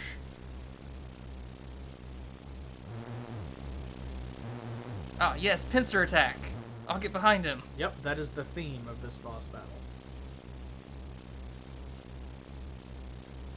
Sounds like a bunch of angry bees. It sounds like someone just basically doing that thing where they, like, where you flip your lips with your finger really hard. Ah, here it is. That's the boss riff. Ooh, chunky. I like.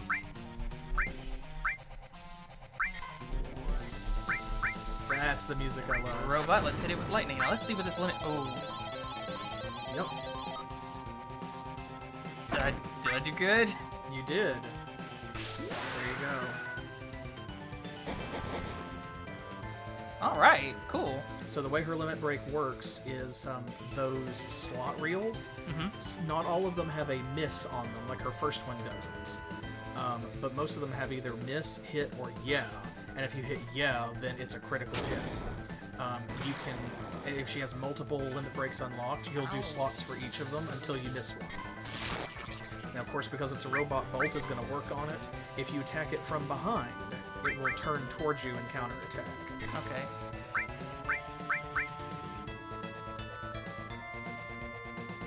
Boom.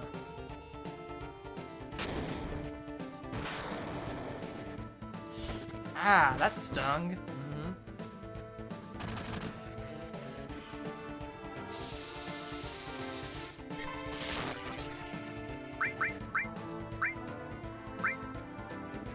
There you go, it's going to turn back towards Cloud again, though. It can often be useful here to, like, have one character turn and face it and have the others support them. Boom. Time for a limit break. Like, since you have two characters on one side, you may want to have Barrett and Tifa attack while Cloud performs support by using potions on them. But there are all different kinds of ways, you know.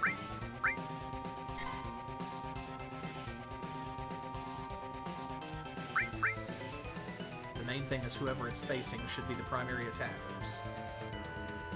Because otherwise... Otherwise it uses Big Boomer on me.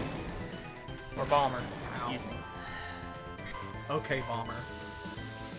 Oh, Big Bomber is out of ammo. You don't have to worry about that.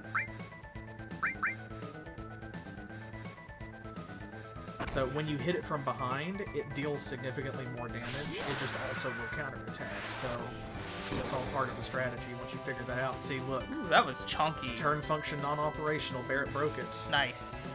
So that means he's going to counterattack with his weak little guns from behind. Awesome. Kick it in the butt.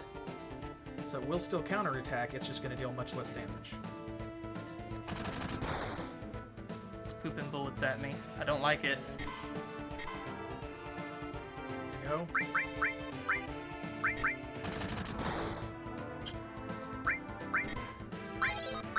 Oh, dang it.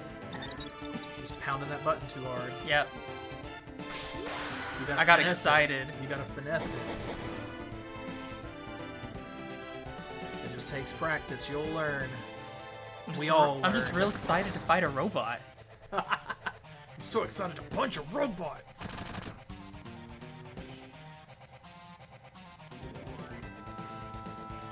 Oh, You got it. All right. All the XP for everybody. Ooh, nice. Titan Bangle. I love how your armor in this game is just bracelets. For everybody. Oh, well. Bye, Clou. Nice knowing ya.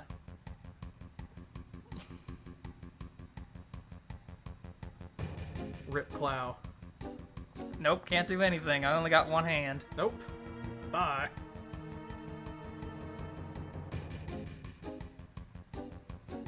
I know, Texas. This is great. I love how nonchalant he is. It's like, you Be gonna make strong. it? It's like, I'm good. Okay, well, sorry. Bye. At least I don't have to pay you now. Gosh.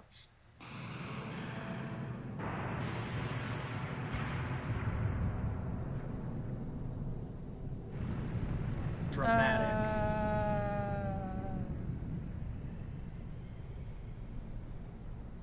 I am 100% positive that he fell far enough for terminal velocity to be a thing. That's the only explanation for why the magic flowers break his fall. Do a flip. Do a barrel roll.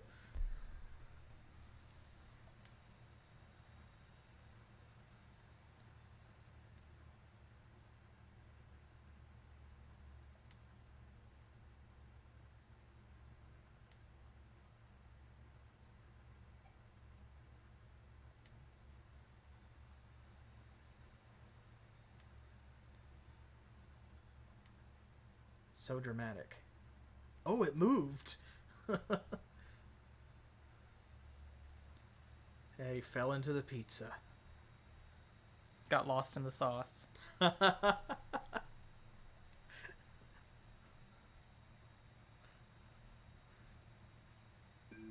a church broke our fall. It's not every day you can say that. It's fine. The Mako treatment makes him bouncy.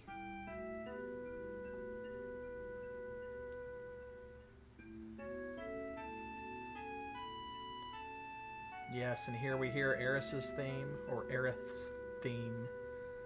Aerith's theme. That's so awkward to say.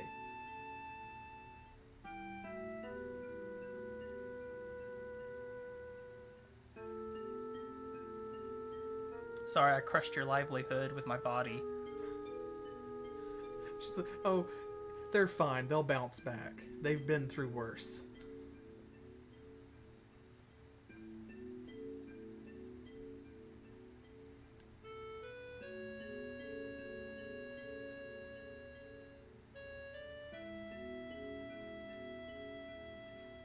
I love abandoned churches.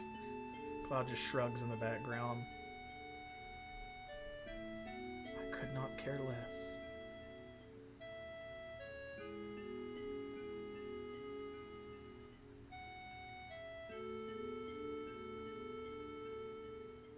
See, and this is where, since you bought a flower from her,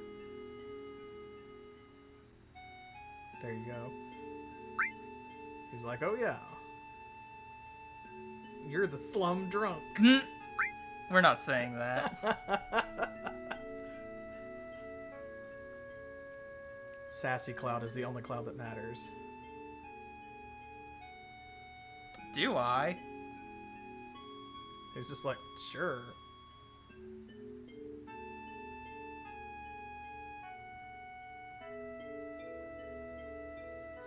Just what a weird thing to introduce into a conversation unprompted.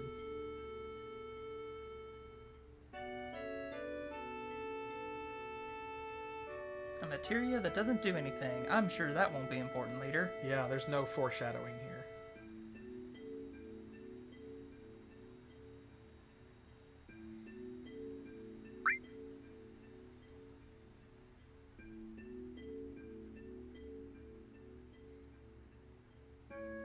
She's like, I'd like to have a conversation, but first... But first, I have to make sure that my flowers aren't becoming sentient and attacking people in the night. Again. Again is such a powerful word at the end of a sentence like that. Thanks. You're welcome.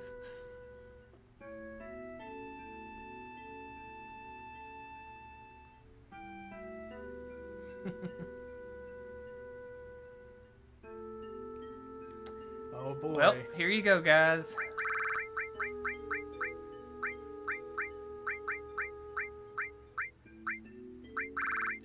So, what are we naming Aerith here? Well, we're not naming her Aerith. That just has a bad mouthfeel. Like, I don't know why they went with that. Eris is like a real person's name. Aerithal? Jack Bowers? Eris? Y'all are wild. These are great. Jareth, the Goblin King. Oh, man. She does remind me of the babe. What babe? Don't give me that. Sephiroth? Oh my, no. That's it. What? Confuse the Sephiroth. hell out of the game and name her Sephiroth? Yes. Okay, sure. We'll do it that way. Whoop, not all caps. Oh my gosh. Guys, you have no idea how wonky's controls are right now on this controller. I I'm really doing don't- my best. I really don't know why it's bouncing to select like that every time. I hate that for you, but... It's fine, it adds spice to the game. Jolene. There we go. That Jolene is really funny. I'm begging of you, please don't take my man. Too late, says Cloud. What if we just take the H off the end and make her Sephiroth? Oh god, no, that'll give me PTSD flashbacks. Worse Oh. than Cloud's. Oh, right, because Sephiroth's another thing, isn't it? Oh, Lord. Heaven's Word EX Primals. No. Man, I kind of like Jolene, too. I kind of do like Jolene. Alright, well, we'll let y'all decide. We've had some good ones. I like Sephiroth is very funny, but Jolene has me like ugly cackling. Jolene, okay.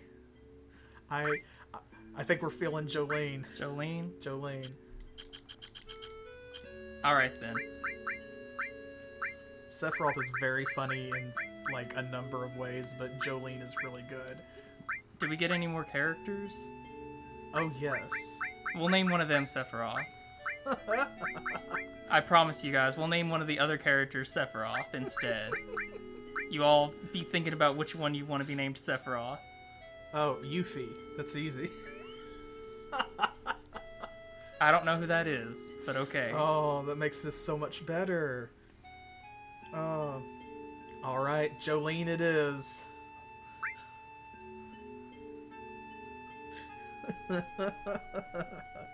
Jolene the Flower Girl, nice to meet you. I almost wish we had named her Flower Girl. Oh my goodness. I do a little of everything, says Cloud. Oh. Oh, it's funny because he's bi. A jack of all trades. Sure. I do whatever's needed.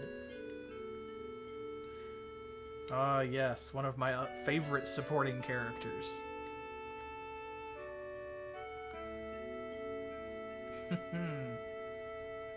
Who's the suit? This loser, says Jolene.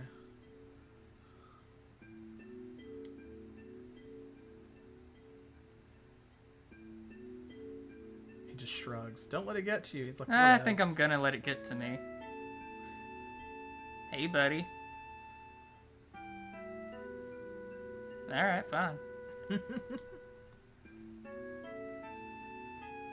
Apropos of nothing, have you ever protected someone with your whole life and physical body for money, for cash dollars? Not yet.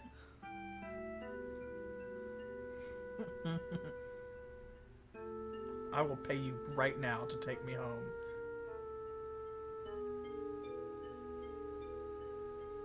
You're gonna pay me with the date?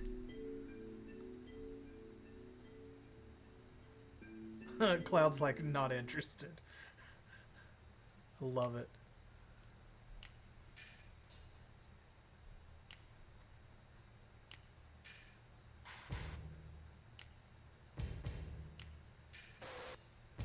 Oop. Oh boy. This theme song. That uniform, that diegetic music. Oh, Reno. I kinda know this guy. He's the red hair in the suit, right? Yep.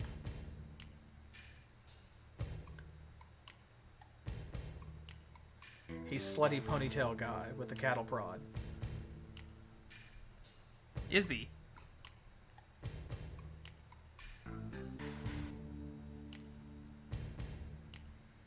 The exit is back there. Later. Later, nerds. Later, mid-boss. Don't call me mid-boss. Look at them all just laughing back there. Idiots.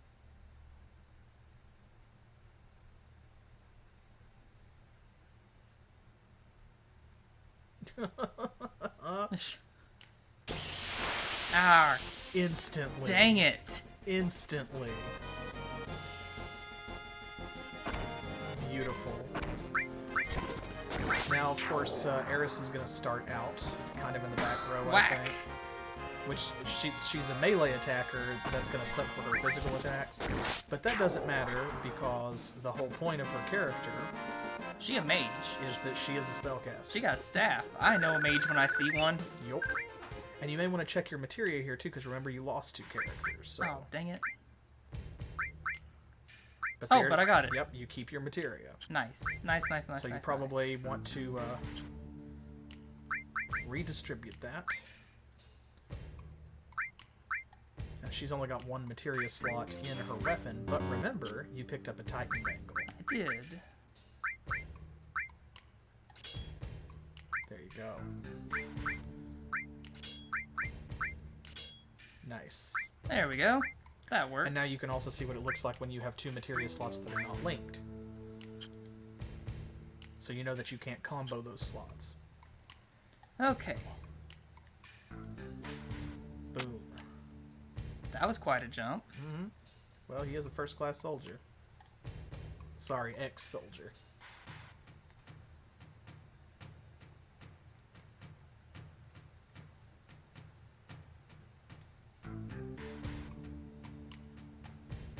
Nope, they're gonna chase you. There's only one thing left to do.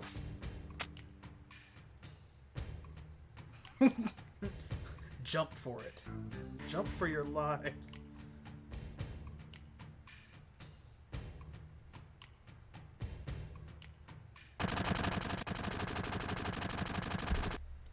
Well, Ooh. I've failed already.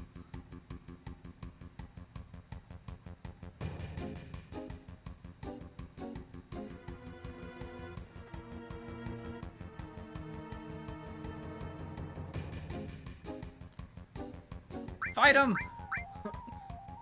Just, if you say hold on a minute, then yeah, you'll just keep control of Cloud. And you can run up there and push those barrels in order to prevent her from having to fight anybody. If you push them in a specific order, then she won't have to... she won't have to fight anybody. Well, screwed that up.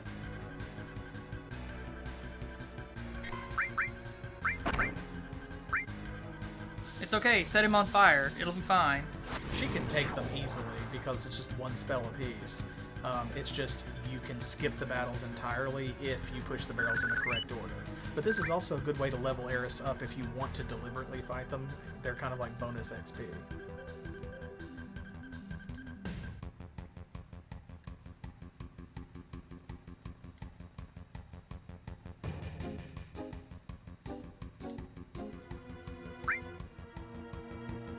I think it's the one in the very back is the second one that you'll want to push. You think? I'll trust your judgment on that. I believe. There you go.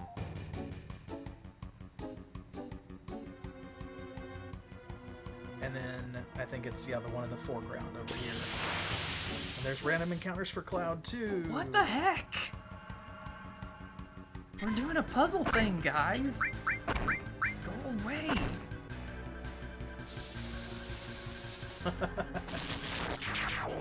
We're here to cramp your style and do nothing else.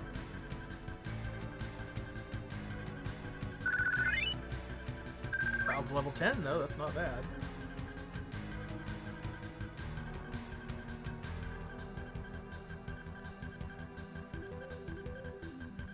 There you go. Boom. Donkey Kong. I'm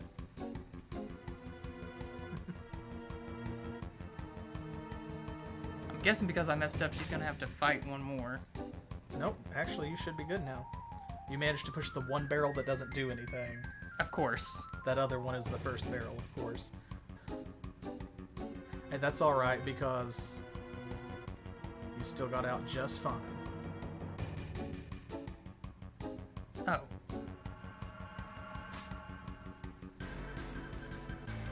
She's just gonna hang out there and moonwalk in place, you know? The church looks a lot smaller on the outside. It's a reverse TARDIS. Instead of being bigger on the inside, it's smaller on the outside. Wait. Doesn't that still work? Listen, don't worry about it. Yeah, see, the Turks have been after her for a while. Why are they called Turks? That is never explained as far as I know, unless it is in one of the spin-offs or side games.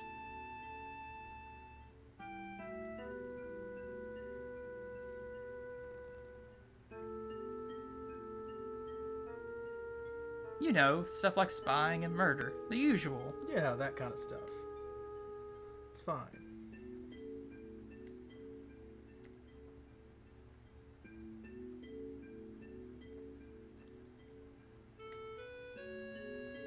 Do you want to join Soldier?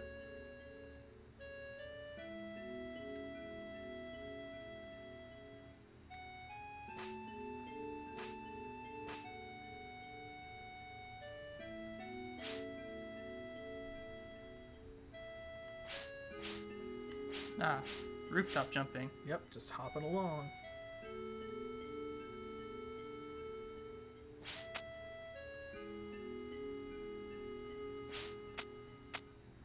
She's a little slower at it. I think the dress is very binding.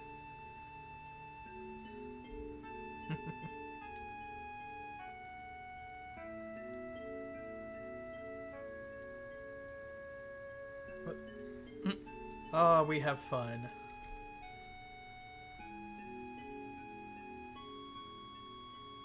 Yeah, how did you guess? Oh, nothing. Just the ease with which you dispatched dozens of terrifying monsters and human men without a flicker of emotion.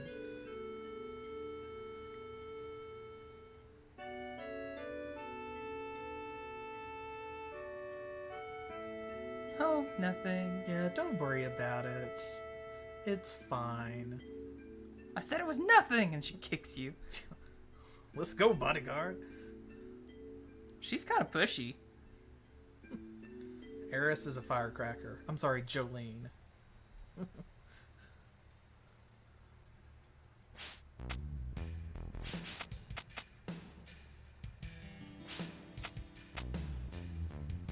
Phew. There you go. Now what? There you go. On to Eris's house, or Jolene's house. Well, actually, Yep. I think that this is probably where we're going to call it. This is a good place, but we managed to cover quite a bit of ground, and you seem like you're having fun. oh, absolutely. This has been great. And it definitely seems like our viewers are having fun. I am so glad that you could join us. Absolutely. And I really hope that you will come back for another episode of Final Fantasy VII with SpecificPixel and I next Monday at 7 p.m. Eastern Standard Time. That is New York and Miami time here in the U.S. Thank you so much. Thank you. Look at that perfect timing, man. Y'all are on it tonight, right? Thank you. See, this is why we do this in a group. It makes it so much better. But we'll look forward to seeing you. And you can look forward to seeing more of us. It definitely was fun, and we hope to see you back. So thank you all for being here. Thank you for having fun, and as always, Thanks for playing.